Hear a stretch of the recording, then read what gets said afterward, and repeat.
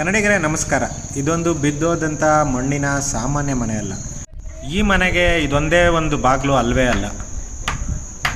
400 ವರ್ಷದಷ್ಟು ಹಳೆಯದಾದ ಮನೆಯಲ್ಲಿ ನಾವಿದ್ದೀವಿ. ಈ ಮನೆಗೆ 101 ಬಾಗಿಲು.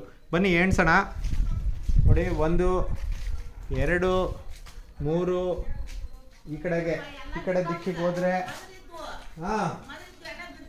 ಈಗ ಬಿದ್ದೋಗಿದ್ದಾವಂತೆ 4 5, ಈ ಕಡೆ ದಿಕ್ಕಲ್ಲಿ ಹೋದ್ರೆ ಸಿಗುತ್ತೆ ನಿಮ್ಗೆ. ಈ ವಾಡೆ ಅಂತ ಕರೀತಲ್ಲ, ಆ ತರದ ಇದು ಮನೆ, ದೊಡ್ಡ ಮನೆ. ಆ ಮನೆಯ ಅಲ್ಲಿ ವಾಸ ಮಾಡ್ತಿರೋರು ಇದ್ದಾರೆ. ಈ ಮನೆ ಓನರ್ ಯಾರು? ನಿಮ್ಮ ತಾತವರ ಮುತ್ತಾತನ ಯಾರು? ಅವ್ರ ಅಜ್ಜರು. ಅವ್ರ ಹೆಸರೇನು? ನಿಂಗನಗೌಡರು ಈ ಮನೆಯನ್ನ ಕಟ್ಟಿದ್ರು. ಎಷ್ಟು ವರ್ಷಗಳ ಹಿಂದೆ ಈ ಮನೆ ಕಟ್ಟಿದ್ರು? 300 ವರ್ಷಗಳ ಹಿಂದೆ ಈ ಮನೆಯನ್ನ ಕಟ್ಟಿದ್ರು.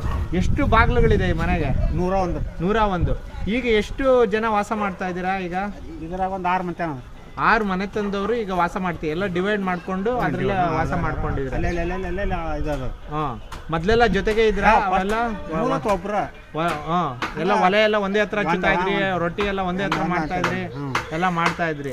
ಈಗೆಲ್ಲ ಬಿದ್ದೋಗ್ತಾ ಇದೆ. ಎಲ್ಲ ನಿಮಗೆ ಬೇಕಾದಂಗೆಲ್ಲ ಕಟ್ಕೊತಾ ಕಟ್ಕೊಂಡಿದ್ದಾರೆ.